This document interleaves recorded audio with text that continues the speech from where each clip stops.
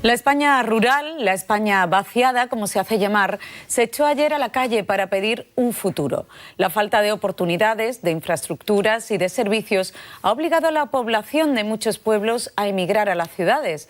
Con la manifestación de este domingo en Madrid, 50.000 personas de 24 provincias han reclamado un rescate. Sobre este y otros temas vamos a hablar esta tarde con Margarita Castilla, profesora de Derecho Civil de la Universidad de Cádiz. Buenas tardes. Buenas tardes, Rocío. Y con Fernando Álvarez Osorio, profesor de Derecho Constitucional de la Universidad de Sevilla. Buenas tardes a los dos. Buenas tardes. Bueno, ese apelativo, la España vaciada, parece que dice mucho de lo que está ocurriendo en esas comarcas del interior del país. ¿Quién o quiénes son los responsables de ese abandono que sufren estos habitantes? Yo creo que son muchos factores. El primero de ellos, desde luego, la historia y un sistema capitalista que obliga a la concentración. Pero en la manifestación de ayer, que yo creo que además ha tenido la virtud de, por fin, en precampaña electoral, hablar de cosas que interesan, de cosas importantes para la ciudadanía. Hemos dejado a un lado a Hernán Cortés o las esencias de España. Por fin vamos a empezar a hablar de un tema que sí va a obligar a los poderes públicos. Por todo lo que hemos oído este fin de semana, desde luego yo creo que hay tres vectores, ¿no?, en los que ellos, los responsables de estos pueblos y comarcas, los alcaldes, pues piden infraestructura, piden inversión, piden conexión a Internet, importante, para que la deslocalización de las empresas pueda ser más sencilla. Y esta mañana escuchaba en la radio un alcalde que lo hacía muy bien, que decía, pues el recuperar con alegría un modo de vivir distinto al que se vive en la ciudad. Él hablaba del vivir en el silencio y del vivir de otra forma mucho más tranquila, más amable. Margarita. Bueno, pues en realidad es muy difícil no simpatizar con la reivindicación que se vivió ayer en Madrid, ¿no? Porque con independencia de las personas que en primera persona viven ese problema cada día, creo que cualquier ciudadano, pues, bien informado y con una cultura mínima es capaz de solidarizarse con esas necesidades que viven todos los días y con esa desigualdad de oportunidades en las que se encuentran, ¿no? Realmente factores determinantes de esa situación son muchos y ni siquiera son propiamente españoles, sin que esto sea, por supuesto, en descargo de nuestros políticos, ni de nuestras instituciones, ni del resto de la ciudadanía en general. Pero el fenómeno de la concentración de la población en torno a los grandes núcleos urbanos, en torno a las ciudades, es un fenómeno que se está viviendo en todo el mundo, ¿no? Ya la ONU en 2008, por primera vez, sitúa la fecha en la que la población urbana supera a la población de las zonas rurales, en todo el mundo. 3.500 millones de personas se calcula que a día de hoy viven ya en las ciudades, más de la mitad de la población. Y por lo que respecta a Europa, el 73% de la población europea se aglutina en torno a las ciudades. Luego, es un fenómeno en España ese dato, si me permites, sí, es aún mayor. Se supera. El 30% del territorio concentra al 90% de la población. Y claro, cabe preguntarse qué pasa con ese otro 10% que vive en las zonas rurales. ¿Cuáles son sus carencias? Las carencias son evidentes, son todas. Desde la sanidad, pasando por la educación, la propia sociabilidad de los menores, que se encuentran cada vez con menos niños, tienen un altísimo problema de envejecimiento, con lo cual eso complica aún más todo lo que se supone de programas sociales, y tienen un gravísimo problema de desempleo. ¿Por qué? Porque en la medida en que en la España rural, que da los puestos de trabajo que da, en la medida en que no hay nuevas inversiones y no las hay, es un gravísimo problema. En Andalucía se da, en Andalucía con mucha menos intensidad, porque Andalucía tiene la fortuna de vivir en un lugar privilegiado, tenemos mucha costa, en la costa se concentra muchísima población, pero las provincias de Jaén, de Córdoba y de Granada, muchos de esos pueblos, 200.000 son los datos que he leído en estos últimos años, en estos últimos 10 años, han sido las personas que han emigrado, pues, de pueblos pequeñitos de estas tres provincias a las grandes ciudades, a las grandes urbes, con lo que eso tiene también de complicación para las grandes urbes. Claro. Así que genera al final,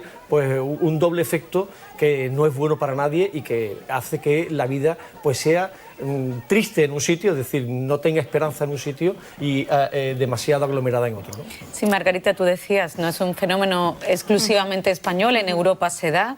¿Qué hacen otros países para tratar de solventar este problema? Bueno, yo creo que en realidad no ha llegado todavía el momento en el que se hayan implementado políticas o tácticas a largo plazo, que creo que ya lo hemos dicho en muchas ocasiones en esta misma mesa.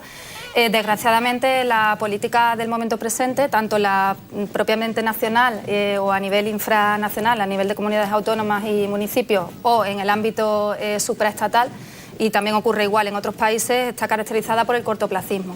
Realmente el problema de la despoblación, el problema de la desertización, que también lleva asociado este tránsito masivo de la población a las ciudades, no puede solucionarse con medidas de hoy para mañana.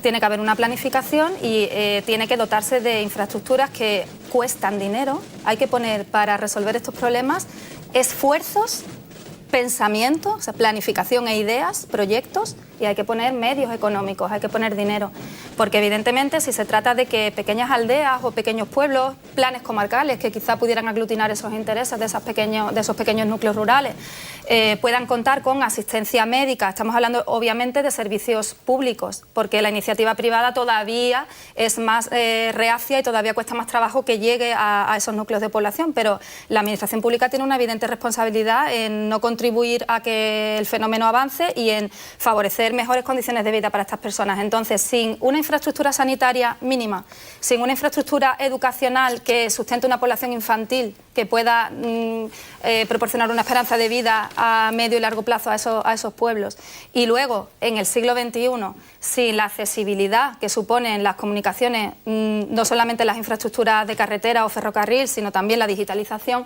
es muy difícil que el problema pueda estancarse y mejorarse. Y desde luego nada de lo que se haga a corto plazo va a servir.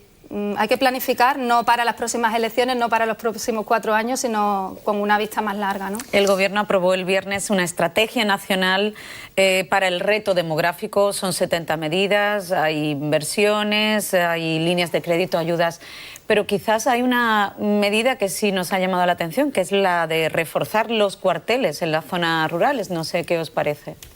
Me imagino que será por la seguridad. Sí, y por los incendios, ¿no? Y por el tema de incendios. Entiendo que irá por ahí. Desde luego, esta mañana sí me ha parecido coherente que se hable ya de un pacto de Estado. Pero yo no sé si en este país somos capaces de hacer un pacto de Estado realmente. Y un pacto de Estado significa sencillamente que las fuerzas políticas se ponen de acuerdo y que con independencia de quién gobierne, esas políticas se llevan adelante con el consenso de todos. Hemos roto el Pacto de Toledo, el Pacto de las Pensiones, estamos en campaña electoral, ahora mismo se dicen muchas cosas que después al final no cuajan, pero sinceramente creo que por fin hemos puesto en el centro del debate un problema que afecta a la ciudadanía. Y hay una segunda herramienta que sí me parece importante, la que sería tercera, descentralización. Los ayuntamientos son los hermanos pobres de la familia en la distribución territorial del poder político, el Estado, las comunidades autónomas, quedan los ayuntamientos. Esa tercera descentralización nunca llega a los ayuntamientos. De hecho, en la crisis económica han sido los entes más afectados a la hora de los recortes y a la hora de suprimirles competencias, que finalmente el Tribunal Constitucional se las ha devuelto. Pero es verdad que a través de un ayuntamiento con competencias y con financiación suficiente y sobre todo con perspectiva y con un buen trabajo a muchos años, porque como bien dice Margarita, esto desde luego los mismos alcaldes saben que esto no se resuelve de la noche a la mañana, que esto consiste en hacer polos de atracción que permita la llegada de empresas, que permita la llegada de gente joven, que permita un mayor número de nacimientos en la zona. Si esos ayuntamientos tuviesen la capacidad ellos mismos de generar a través de su diputación, etcétera, sus propios planes comarcales, etcétera, yo creo que sería, pues a lo mejor un éxito como han sido un éxito nuestras comunidades autónomas, ¿no?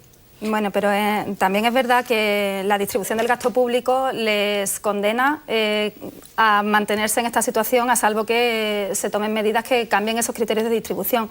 Se dice que, no sé exactamente si el 94 o 95% de la inversión del gasto público se decide por factores poblacionales, con lo cual digamos que es igual que en cualquier otro asunto donde haya desigualdad, para romper la situación de desigualdad y para favorecer que el desigual crezca y la brecha se minimice, se recorte, hay que actuar de modo decisivo sobre el que está en una posición de desventaja. Si seguimos repartiendo los fondos públicos con criterios exclusivamente poblacionales, que evidentemente hay que tenerlos en cuenta, no puede ser de otra manera, tampoco hay que desatender la ciudad, pero hay que hacer una apuesta por el mundo rural, difícilmente salvaremos esa situación. Y de otra parte está también el problema del modelo económico.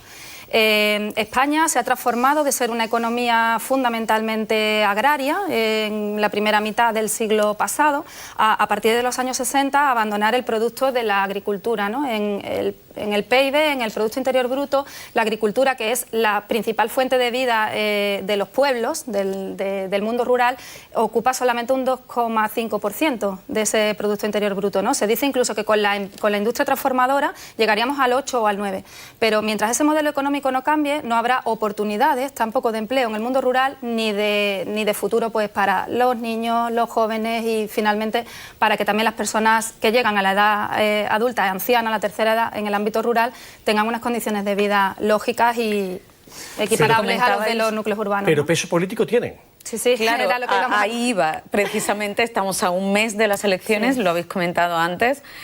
Todos los partidos ya recogen propuestas que van destinadas a luchar contra la despoblación. ¿Creéis que es una oportunidad para intentar empezar a resolver ese problema que es de calado?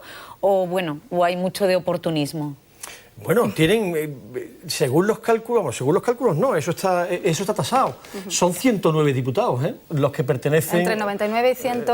Los que salen de estas provincias, en principio, menos pobladas o que están sufriendo una despoblación... Se tienen que atender esas demandas porque están en la agenda política. Que siendo 109, y además 109 elegidos en unas circunscripciones que no da lugar a sorpresas. Habitualmente suelen ser del Partido Popular y del PSOE, con lo cual el entendimiento de esos 109 diputados perfectamente podían poner en la agenda del gobierno que salga pues sus necesidades.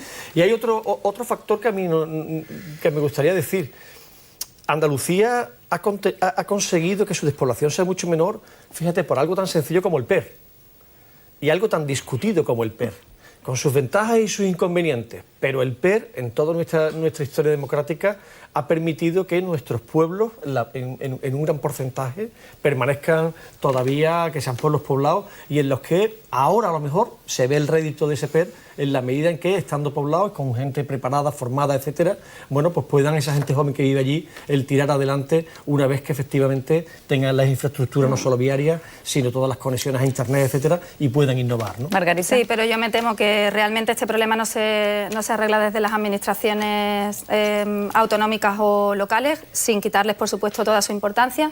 Hay varios factores en esto. Primero, los partidos están obligados a entenderse, porque dado nuestro sistema político tendremos un partido o varios en el gobierno de la nación, partidos diferentes, porque no siempre van a ser los mismos en las distintas comunidades autónomas, y también a su vez en el tercer nivel, en los ayuntamientos, otra posibilidad de mezcla entre partidos, ¿no?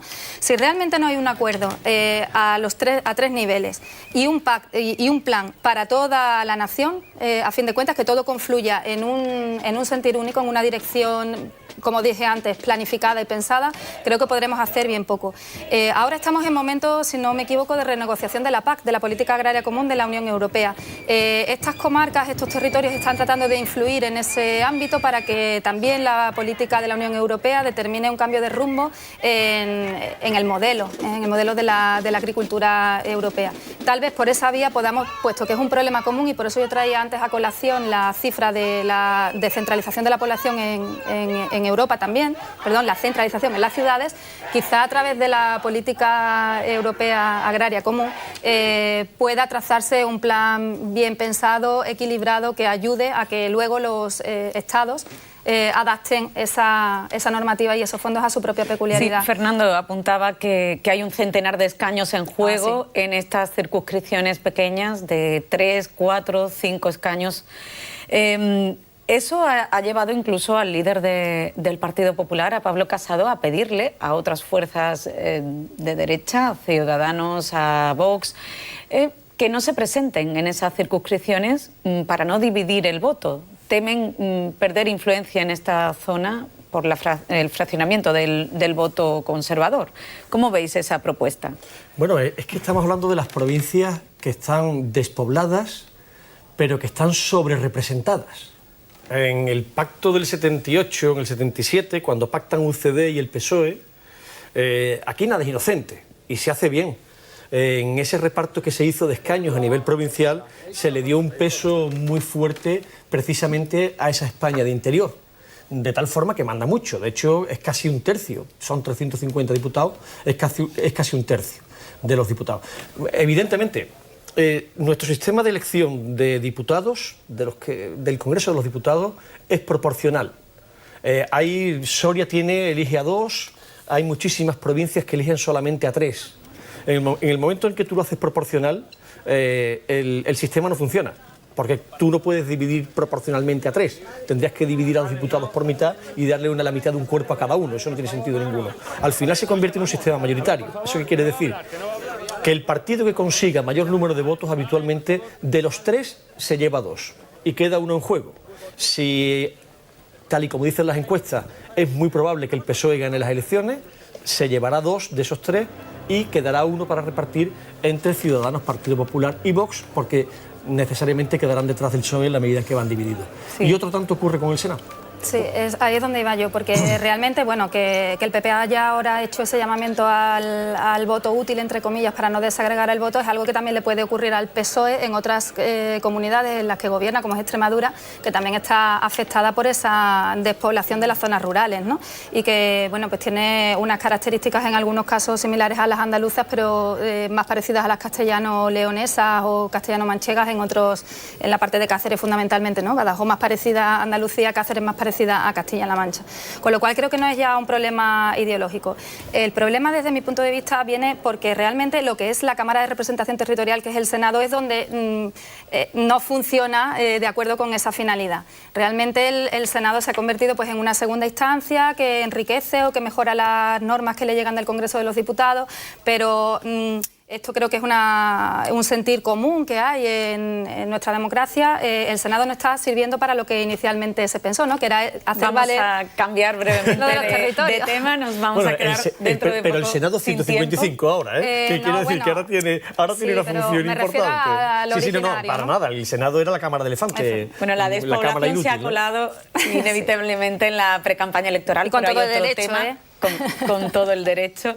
Pero hay otro tema también que hemos visto bastante en auge estos últimos días, que es la policía patriótica, la llamada policía política.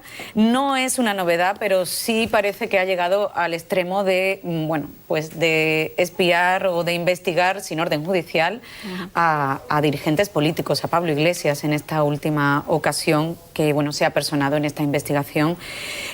¿Con qué fin se crea esta unidad de la Policía Nacional? Y bueno, ¿cómo no existen mecanismos o si existen, por qué no han funcionado los mecanismos dentro de la policía para que estas cosas no ocurran? Son las cloacas del Estado y por lo que estoy leyendo, por lo que estamos leyendo, para mí este es el Watergate español. Yo no sé esto cuánto va a dar de sí, pero a mí me parece un escandalazo. Esto es sencillamente hacer uso de los instrumentos del Estado, nada más y nada menos que de la policía, para espiar al contrincante político. Y en este caso a Podemos, a Pablo Iglesias, que durante el año 2015-2016 estuvieron a punto de pactar con el PSOE y a toda costa desde el Partido Popular, desde el Ministerio del Interior, parece ser, se hicieron un uso desviado de esta policía que debe estar al servicio de la ciudadanía para investigar al contrincante político, lo que me parece que si el juez lleva a buen término la investigación, desde luego esto va a dar con muchísimas responsabilidades porque me parece gravísimo. Sí, hay varios agentes imputados, hay varios casos en los que parece que está implicada esta policía política, pero ¿hay suficiente base para que sea un caso independiente? No es que sea un caso independiente. Si te refieres a lo de Pablo Iglesias y a lo de Podemos, es una pieza separada dentro del caso principal. Porque cuando se hace el registro del material que está en poder del comisario Villarejo, se encuentra un móvil, ¿no?, que le había sido sustraído a una colaboradora suya, y entonces en razón de la información que se contenía en ese dispositivo, en ese teléfono móvil, es por lo que el juez, con buen criterio, creo que Castejón en este sentido es muy pulcro, cita a Pablo Iglesias como posible perjudicado para que, si lo estima oportuno, puesto que por ahí no iban los derroteros, no van los derroteros del caso principal, es decir, Villarejo no está siendo investigado principalmente por haber investigado a Podemos o por haber cometido ilícitos contra Podemos ni contra Pablo Iglesias.